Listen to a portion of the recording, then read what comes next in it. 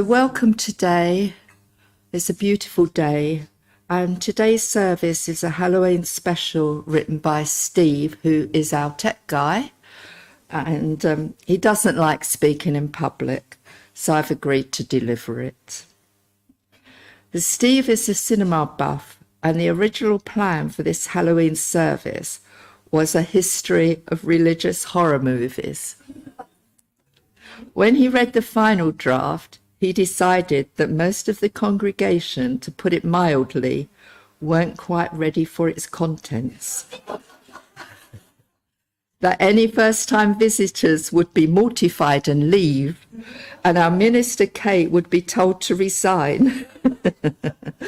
So he instead created a more toned-down service with a Halloween theme. And once again, I ask Jill to come and light the chalice for me, please. Thank you.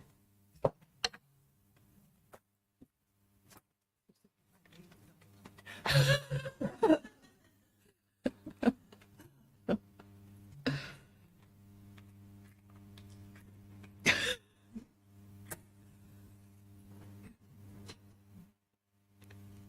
you. Thanks, Jill.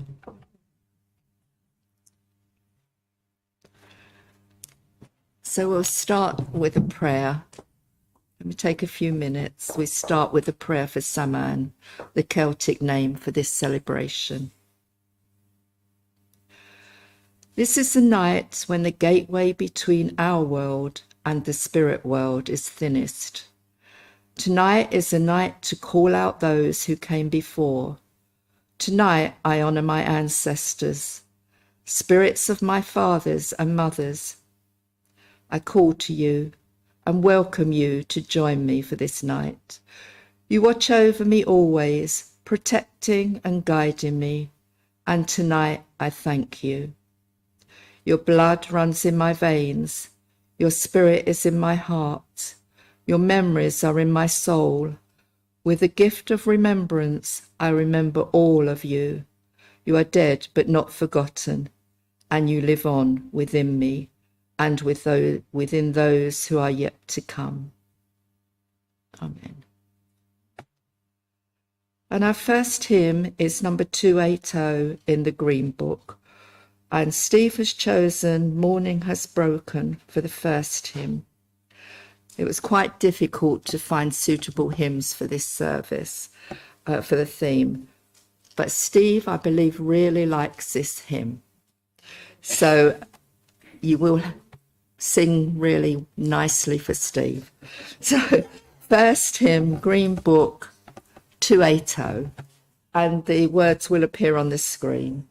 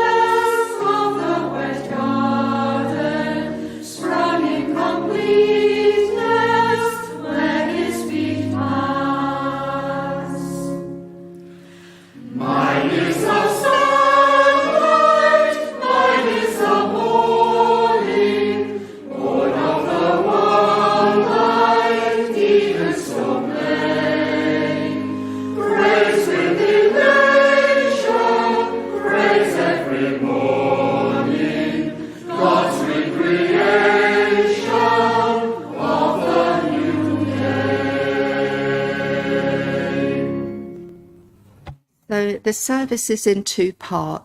So this is the first part, And these are Steve's words.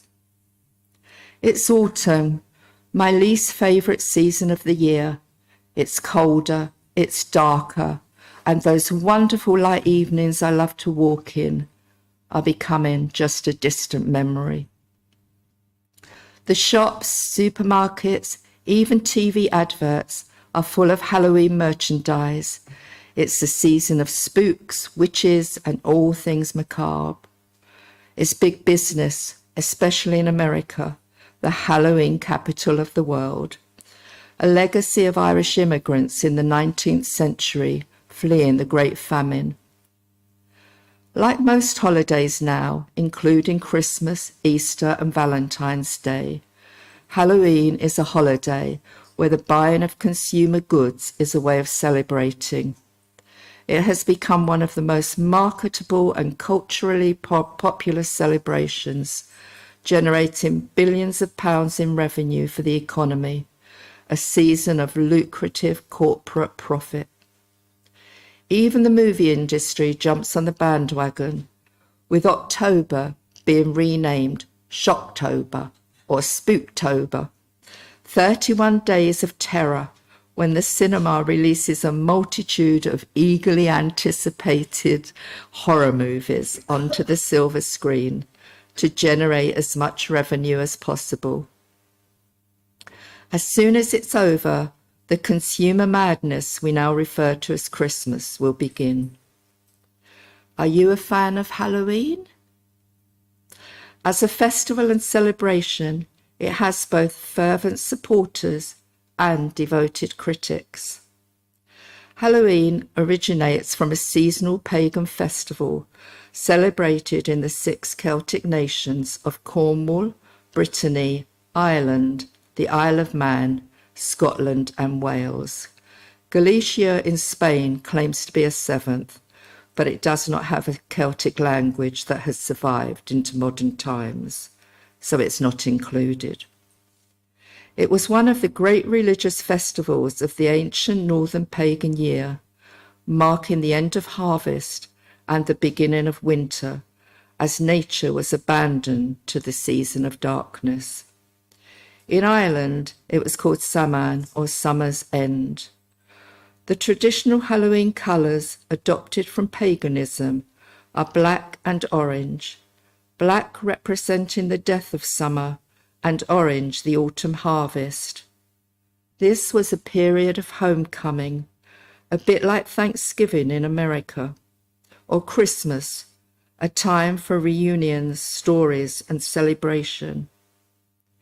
In medieval Ireland, local kings held feasts at their royal halls for a whole week before and after Samhain. There was plenty to eat and drink, perhaps more than at any other time of the year.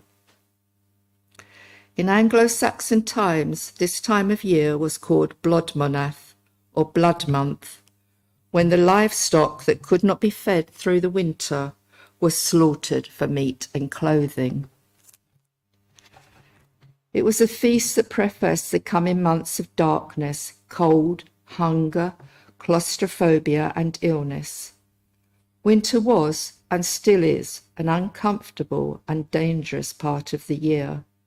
It is a season of death, not just of flowers, plants and light, but of people, as the mortality rate increases more in winter and early spring than at any other time of the year. Perhaps this is why Halloween has become equated with death, as the evil and malevolent forces of nature have been let loose by the changing season. It's a threshold festival, a period of intense supernatural activity when the barriers between the physical and spiritual world were said to break down. The spiritual realm becomes visible to humans and the dead mingle with the living. In the 7th century, Pope Boniface IV created All Saints' Day as a Christian substitute. The day before the celebration became known as All Hallows' Eve, or Halloween. Puritans in the New World called Halloween an abominable abominable shame. So where has this Christian hostility come from? Although it has blended with Christian traditions, its pagan origins still make most Christians uncomfortable. For this reason alone, Jehovah's Witnesses and Seventh-day Adventists do not celebrate Halloween. The tradition of wearing Halloween costumes was to avoid being terrorized by evil spirits walking the earth. Celebrants wore disguises to confuse the spirits so that they would be left alone. These costumes and decorations are mainly occult related, glorifying and trivializing supernatural entities that go against traditional Christian teachings. Halloween is a festival that appeals to and is largely celebrated by a younger audience. This makes Christian parents both nervous and suspicious. Some Christians even call Halloween a hell day or the devil's day, a holiday that glorifies darkness and evil. In response, many churches, particularly Baptist and Pentecostal congregations, organize alternative celebrations for their children. It is, in fact, just a culture war, as many Christians wrongly equate paganism and Wicca with Satanism. Other religions also do not celebrate Halloween. Orthodox Jews, for example, are forbidden from participating in non-Jewish customs, and Islamic scholars have all agreed that Halloween is forbidden or haram. And we're now going on to a reading. Steve wanted a Bible reading with a supernatural theme, and this one is from the Hebrew Bible, and Sheila will now read it. Thank you, Sheila. Then Saul put on other clothes to disguise himself, and at night he and 2 of his men went to see the woman. Saul said to her, "Consult a spirit for me. Bring up the person I name."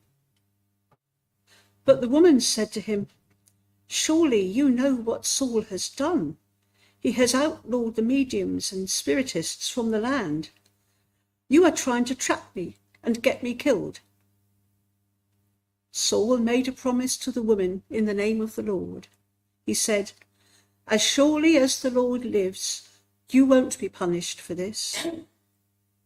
The woman asked, "Whom do you want me to conjure?" And he answered, "Bring up Samuel." Saul is a biblical story reminiscent of Greek and Shakespearean tragedy. He is the first king of the united 12 tribes of Israel, and his reign is one of constant war with Israel's historical enemy, the Philistines. Necromancy, or consulting with the dead, was a forbidden practice in Israel and a capital offence. Exodus 22 verse 18 states, "Thou shalt not suffer a witch to live." So Saul has crossed forbidden theological boundaries by consulting with a mistress of necromancy, and is openly defying the word of God, the ultimate source of power. God has told Saul and his people to trust in him alone to deliver them from their enemies.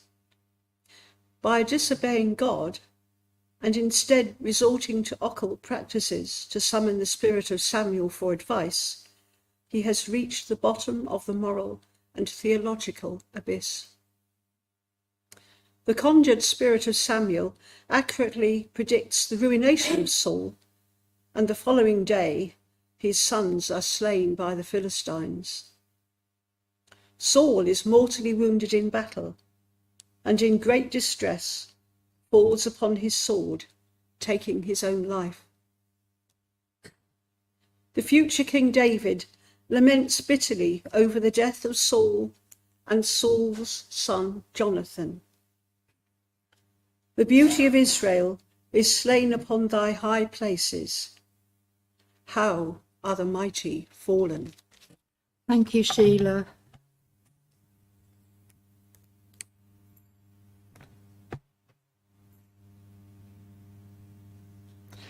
And now we'll have our second hymn. It's the Purple Book 204, When I Am Frightened, but the words will appear on the screen. And stand if you're able.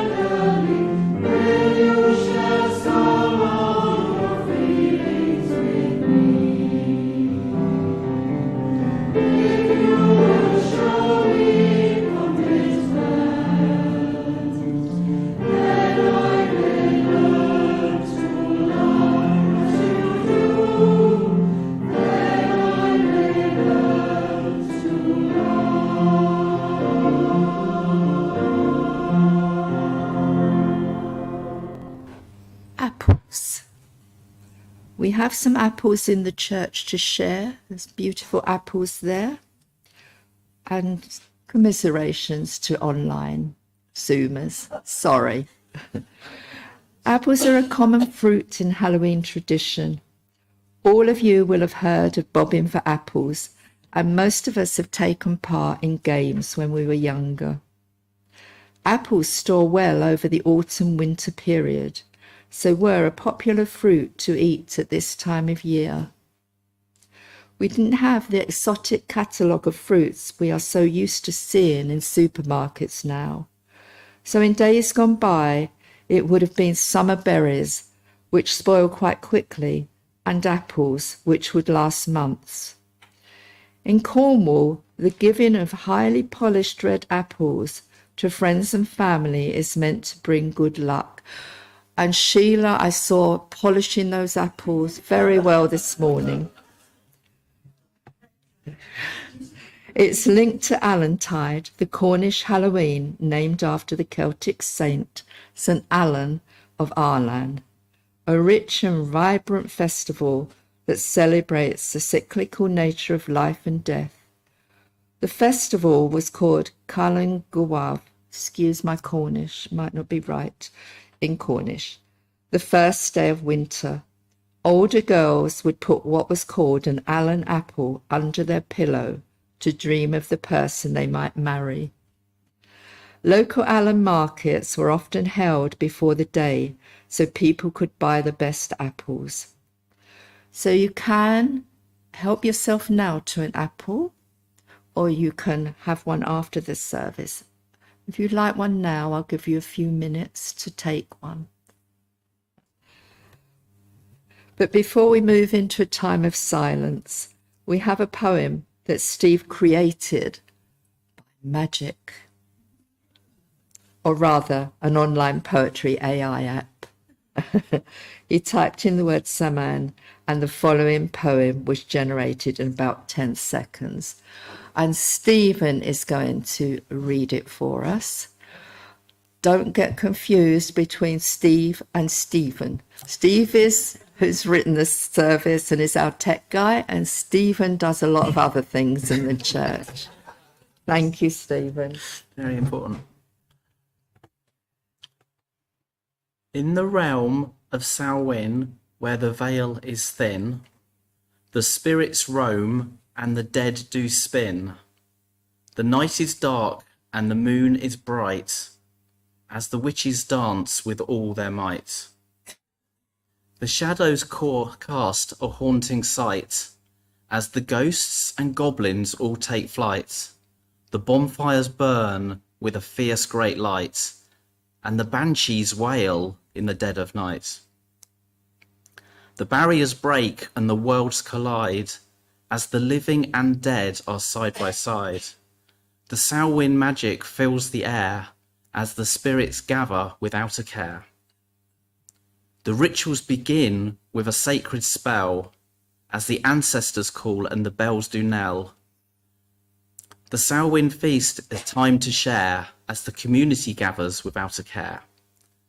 The veil is thin and the portal wide, as the Samhain energy it takes its ride. The mysteries revealed in the night, as the Samhain magic it shines so bright. Thank you, Stephen.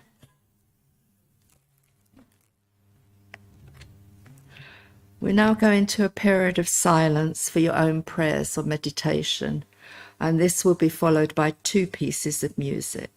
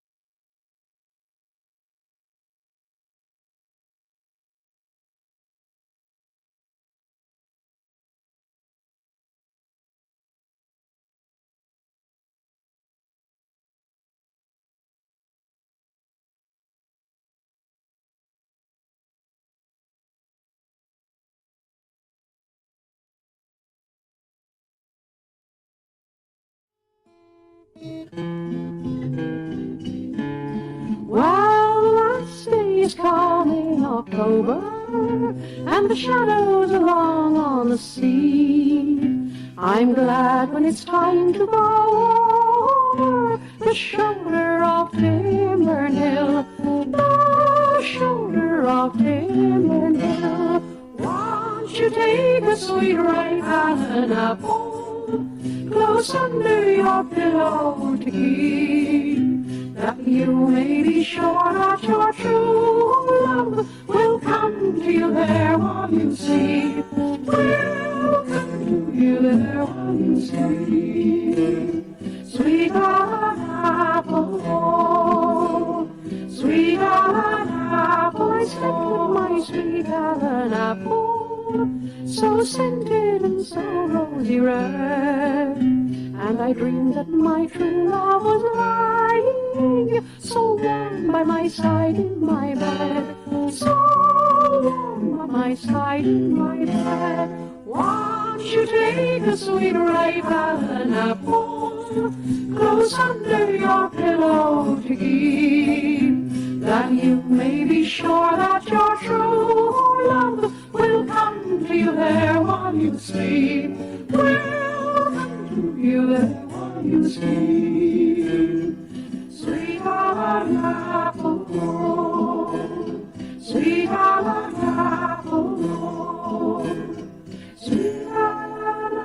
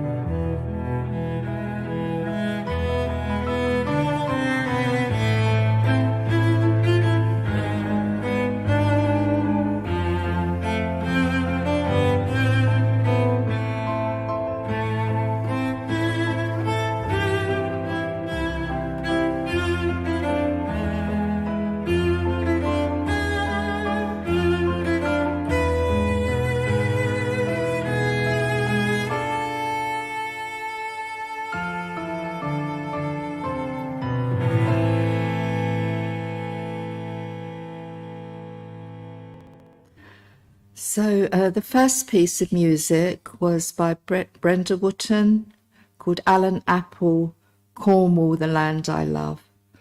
And the second piece was The Autumn Wind by Music of the Macabre. Excuse me. People have been telling stories of witches for almost as long as they've been telling stories. Witchcraft was, and in many countries, still is a reality of people's lives, and witchcraft laws existed in England from 1541 to 1951, which isn't that long ago, really. Witches were believed to be a fifth column in society with the power to inflict harm and spread disease. Belief in them offered a means to understand misfortune and illness. It was a part of everyday life, including Plymouth. At Devil's Point on the Hoe is a site where St. Francis Drake employed the services of a coven of witches to cast spells to summon a storm that destroyed the Spanish Armada. It is said the ghosts of those witches still haunt the site. Drake was a navigator, a native of Devon, and the first Englishman to circumnavigate the globe between 1570 and 1580 in his ship the Golden Hind. According to the legend, Drake sold his soul to the devil in exchange for his prowess at sea. Something to think about.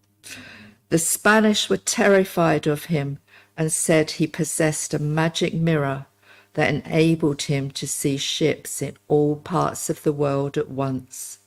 They named him Heldrake, the dragon, and the Spanish King Philip II offered 20,000 ducats for his capture, the equivalent of several million in today's currency.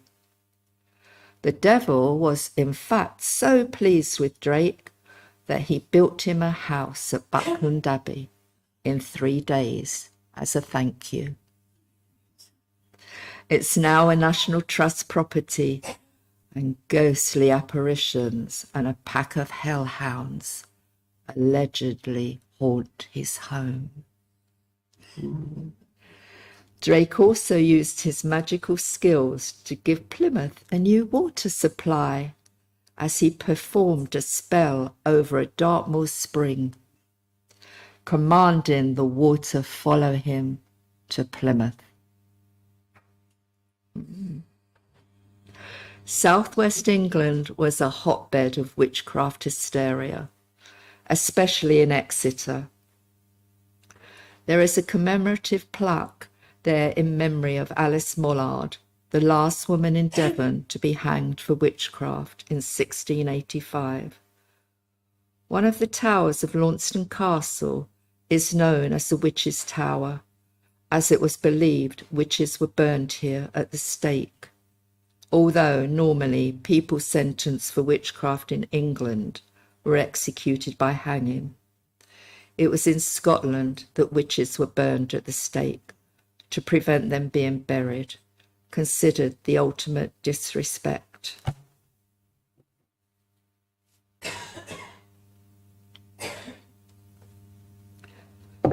Those labelled as witches were often women who didn't conform to society, or gender expectations. Those accused were mainly the elderly, solitary, and vulnerable. Witch hunts were a way to demonise women who stepped out of line, challenged, or threatened the patriarchal status quo. Question the authority of the church or state, and you could easily become a target.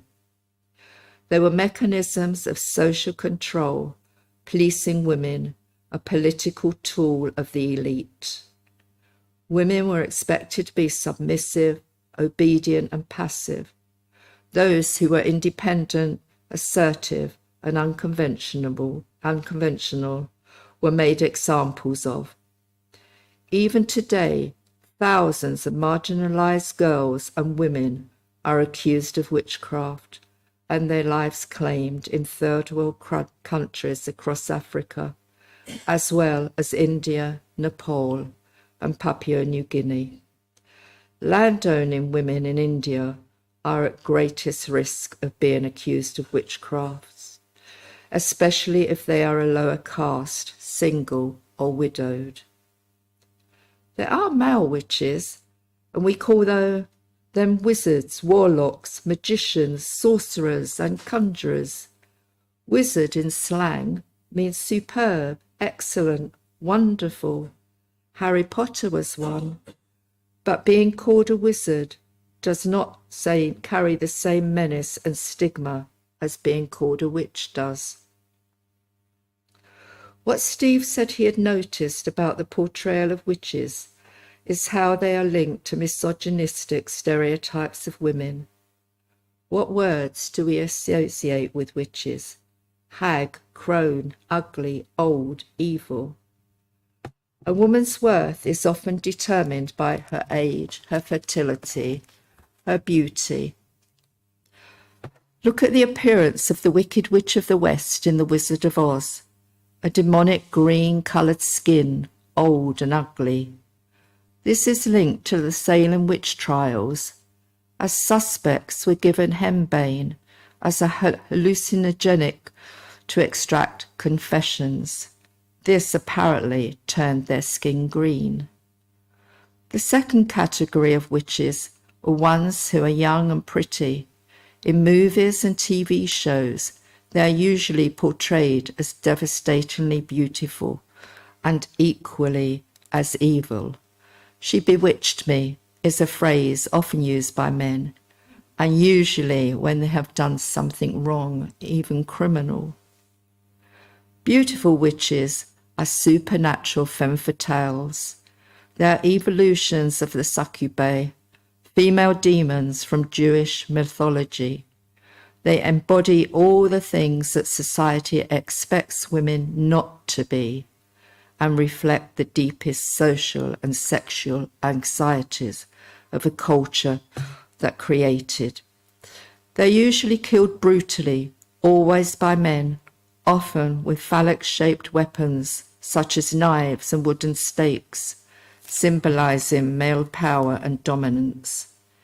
It's a warning to women by the patriarchy and has existed since time began. Look at strong, independent women in the Bible: Jezebel, Rahab, Bathsheba, Lilith, Eve, Salome, Herodias, the Samaritan woman at the well. They and their reputations were destroyed by men, tarnished for eternity. The third category of witches are the good ones, those who use their extensive knowledge of herbs to heal. They were de facto doctors and chemists in a time when reliable medical treatment was scarce and expensive. An example of a good witch is Hermione Granger from the Harry Potter novels. Such is her popularity that she was once voted the best female character of all time in a poll by the Hollywood Reporter. In recent years, some in Britain have attempted to redress the injustice suffered by those accused of witchcraft. A formal apology was made by the then First Minister of Scotland, Nicola Sturgeon, in Edinburgh on 8th of March 2022, in response to a campaign for legal pardons and historic justice for the mainly women convicted of witchcraft and executed in Scotland between 1563 and 1736. If you are ever in Edinburgh, there is a witch trail available, and this includes the Witch's Well at the foot of Edinburgh Castle. This marks the spot where over 300 women accused of witchcraft were burned at the stake. Fear of powerful and ambitious women keeps witch hunts alive online. Women in positions of power and wealth, particularly in the political sphere, encounter horrific cyber online abuse from social media trolls and are threatened with sexual violence, even death. When Margaret Thatcher died in 2013, some even celebrated her death, dancing to the song of the Wizard of Oz, Ding Dong, the Witch is Dead. Female politicians across the world receive so much online abuse that it has become commonplace and is considered part of the territory of women in politics. I think there's been a lot in that service that we didn't know, a lot to think about, really. A lot applies to us today. So thank you, Steve. We're now going to have our third hymn, and it's 147 Purple Book, Spirit of Earth. Standing.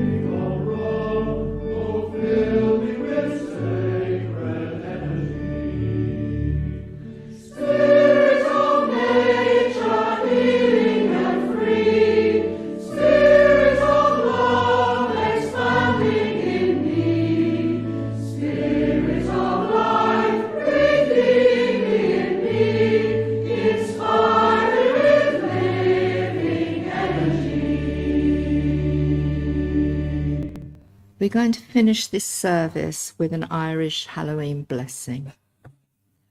At All Hallows Tide, may God keep you safe from goblin and puka and black-hearted stranger, from harm of the water and hurt of the fire, from thorns of the bramble, from all other danger, from will-o'-the-wisp haunting the mire, from stumbles and tumbles and trickers to vex you. May God in his mercy this week protect you. Happy Samhain and Halloween, everyone. And the closing music is from a theatre production about Joan of Arc, who was burned as a witch on charges of heresy, as well as for dressing as a man. And it's called The Bowl.